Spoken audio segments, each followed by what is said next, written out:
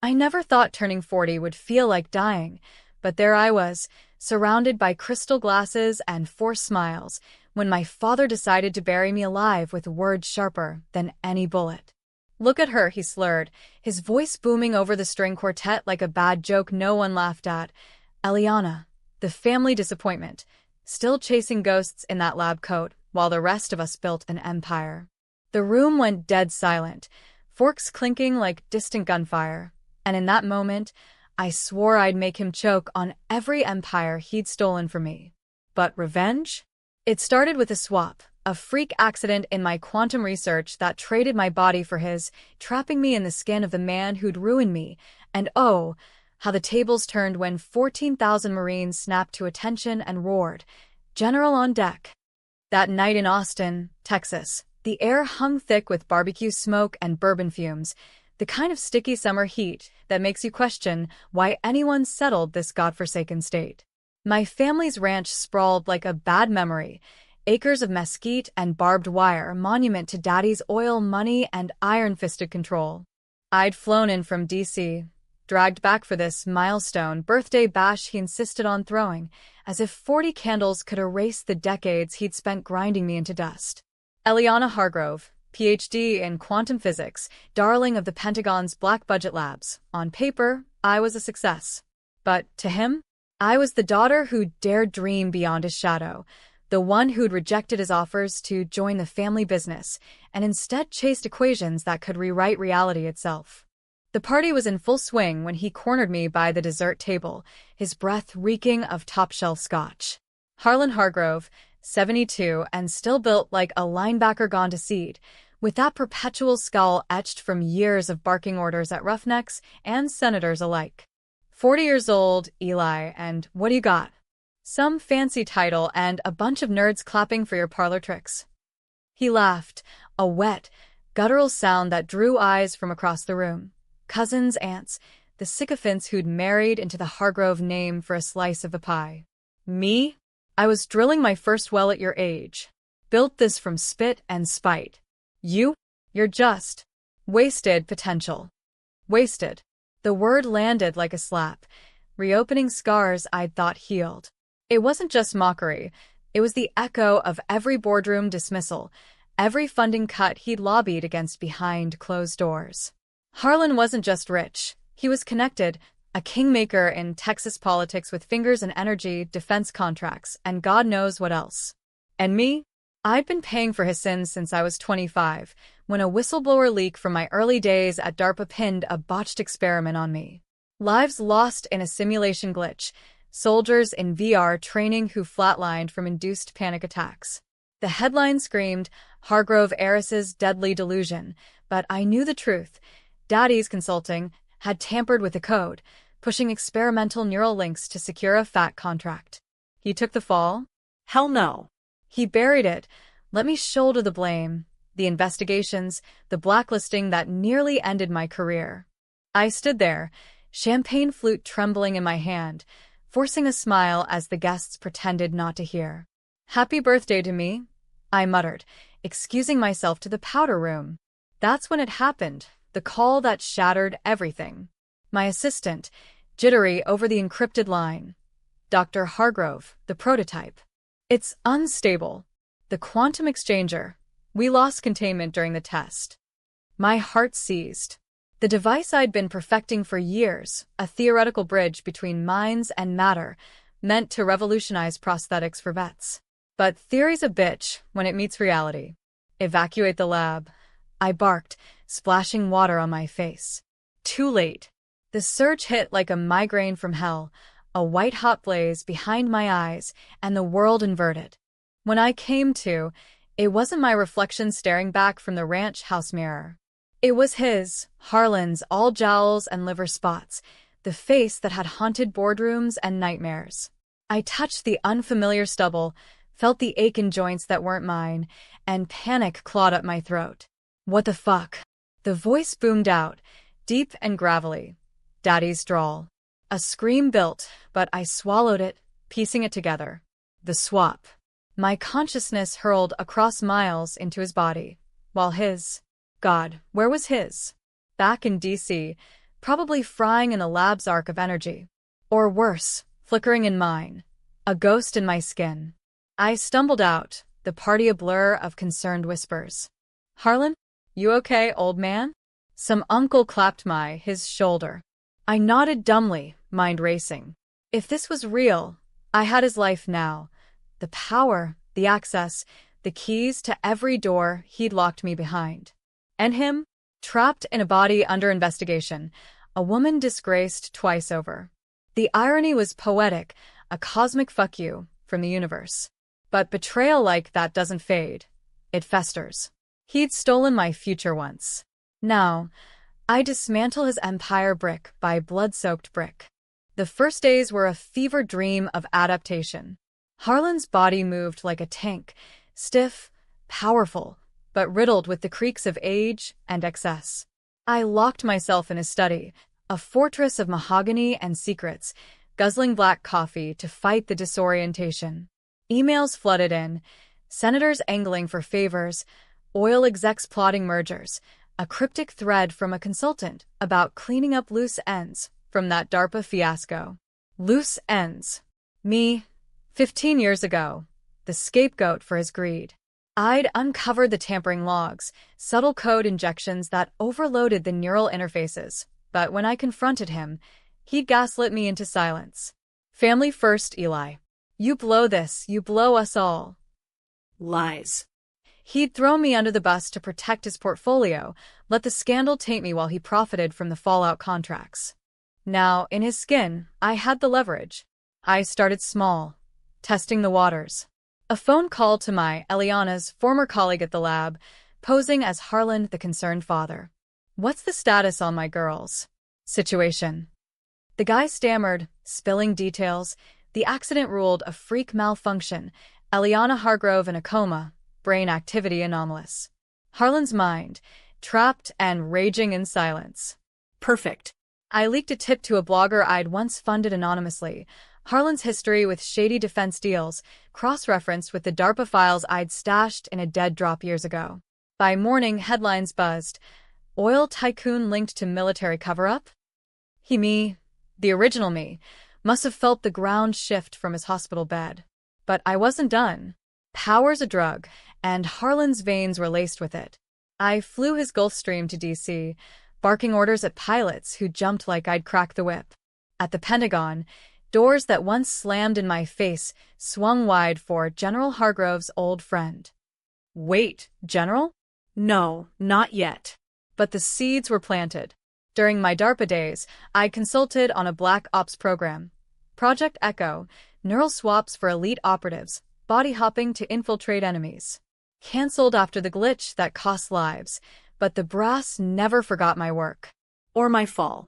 In Harlan's booming voice, I pitched a revival. Gentlemen, imagine our boys' jumping skins in the field, undetectable, unstoppable. Lies wrapped in patriotism, echoing his own wheeler-dealer shtick. They bit hard.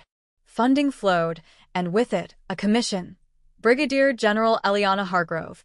In absentia, her recovery spun as a heroic coma from the lab blast. Me, in his body, pulling strings to resurrect my name.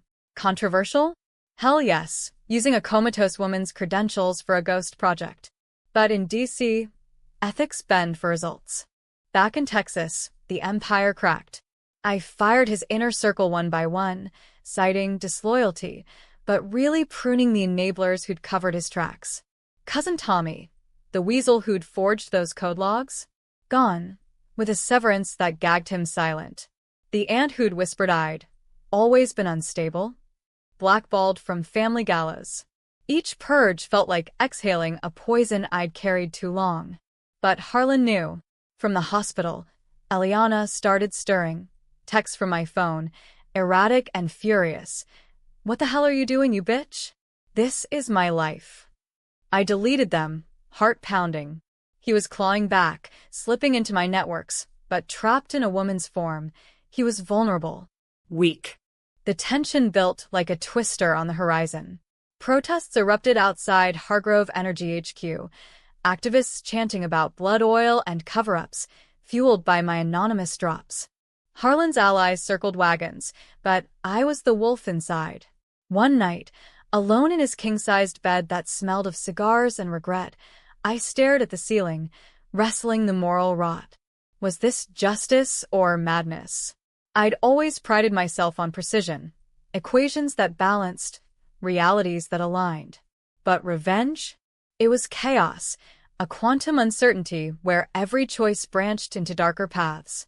Diverting funds from the swap project to expose more of his skeletons? Risky could tank Echo before it flew.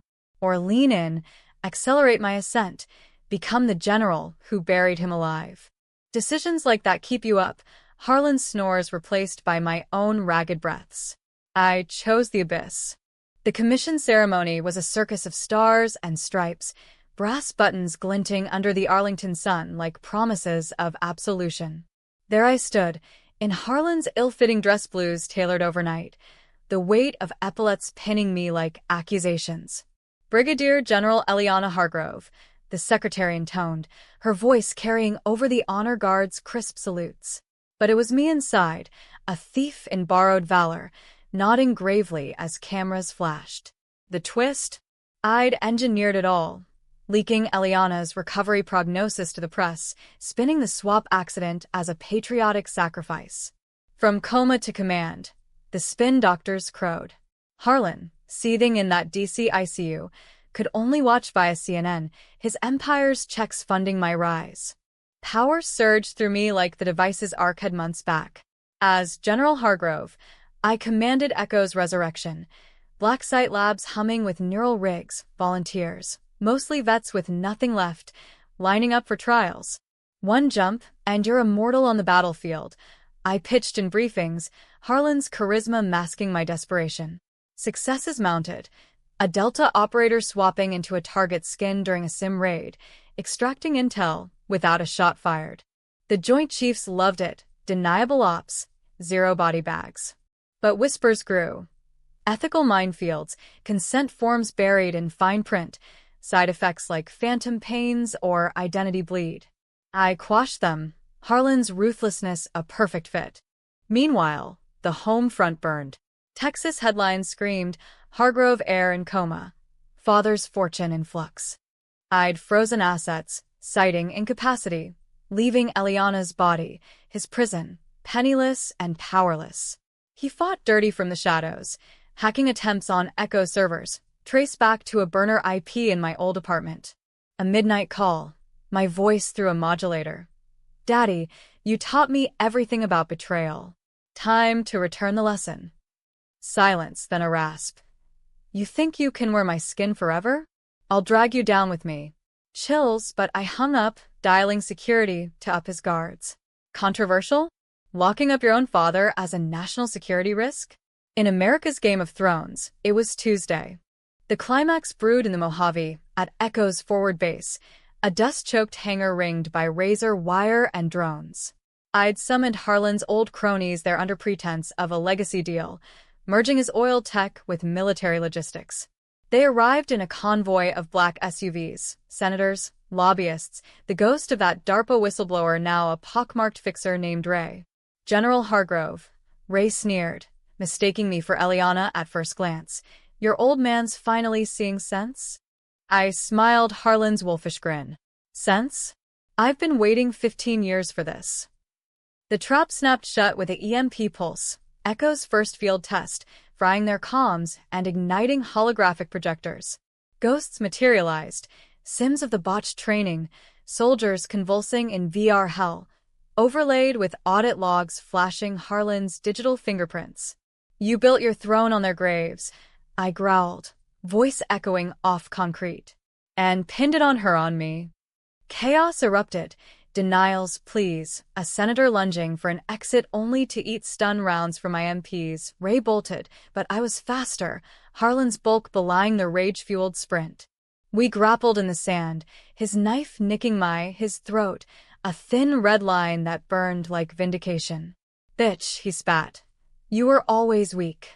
I headbutt him, stars exploding, and zip-tied him to a rig. Weak? Watch this. Strapped in, neural clamps humming, I initiated the swap, not back to my body, but into oblivion. Project Echo's dark code, the glitch Harlan had weaponized years ago, amplified. His mind tore free, digitized and dispersed into the ether, 1,000 fragments screaming across servers. No body left, just echoes in the machine, whispers in firewalls, glitches in drones. The cronies watched, horror-struck, as I broadcast the feed live to DC. Confessions extracted, deals crumbling. Treason, I declared, Harlan's timbre thundering. For the Empire of One. Fallout hit like a monsoon. Arrests rippled through DC corridors, Hargrove Energy nationalized under security concerns. Me? Promoted to Major General overnight. 14,000 Marines under my boot at Pendleton, their salute a thunderclap that drowned my doubts. General on deck, they roared, rifles snapping in unison, a sea of green and grit affirming the lie I'd become. Eliana Hargrove, the prodigal daughter, risen from ashes, except the ashes were Harlan's, scattered in code. But victory's a hollow echo. Nights in my quarters, I'd trace the scar on Harlan's neck, feeling the pull of my old self fading. Identity bleed, the docs called it. Memories merging, his regrets seeping in like crude oil. Dreams of wells gushing black, of a young Eliana's tears at his knee. Was I her anymore, or just the monster he forged? The public hailed me. Parades, TED Talks on resilience, even a memoir deal. Controversial decisions? Plenty, greenlighting Echo for live ops, bodies swapped in shadows of Yemen and Caracas, ethics committees howling about souls commodified. Necessary evils, I'd say, channeling his pragmatism. But in quiet moments, staring at her comatose form on life support, I wondered, had I freed myself or just inherited the cage? The twist came on a rain-lashed dawn in DC, 3 months post-climax. I'd authorized the pull, plugging Eliana to end the charade, mercy for a shell. Nurses wheeled her in, tubes snaking like accusations. As they prepped, monitors spiked, brain waves surging, not Harlan's fury, but something alien. A glitch within a glitch. Echo's dispersal hadn't erased him. It had rewritten him, fused with residual quantum noise from the original accident. The eyes fluttered open, not his cold blue, but mine, hazel and haunted. Ellie. A whisper, my voice from my lips. But the words. I see it now. The betrayal wasn't just his. It was ours. Horror rooted me. Flash.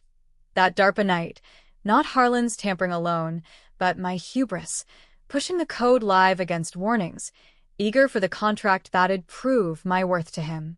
We'd both doctored logs, a father's nudge, and a daughter's desperation entwining in sin. The soldiers' deaths. Our shared crime, buried in mutual silence. He'd scapegoated me to save face, but I'd let him, clinging to the lie of innocence. The swap, fate's cruel mirror, forcing me to live as wrought to excise mine. She, me, us smiled faintly. End it. Or join. Choice loomed, controversial to the core. Mercy kill the truth, or confess and crumble the general's facade. Marines waited outside, salutes at the ready, empire teetering on my word. I chose the blade's edge, truth, twisted into redemption. In that sterile room, rain lashing windows like judgment, I confessed to the empty shell. We were both monsters, Daddy. But maybe we can fix it. No swap back, the quantum bridge had burned. Instead, I authorized experimental merge. Echo's final gambit, threading my consciousness from Harlan's husk into the ether, a digital phoenix rising. Agony ripped through, synapses firing like artillery, but when the haze cleared, I awoke in neither body. A ghost in the grid, Eliana unbound, Harlan's empire my playground. The world spun on, oblivious. General Hargrove emerged from recovery, gaunt but commanding, my body revived with neural graphs masking the void. I puppeteered it flawlessly.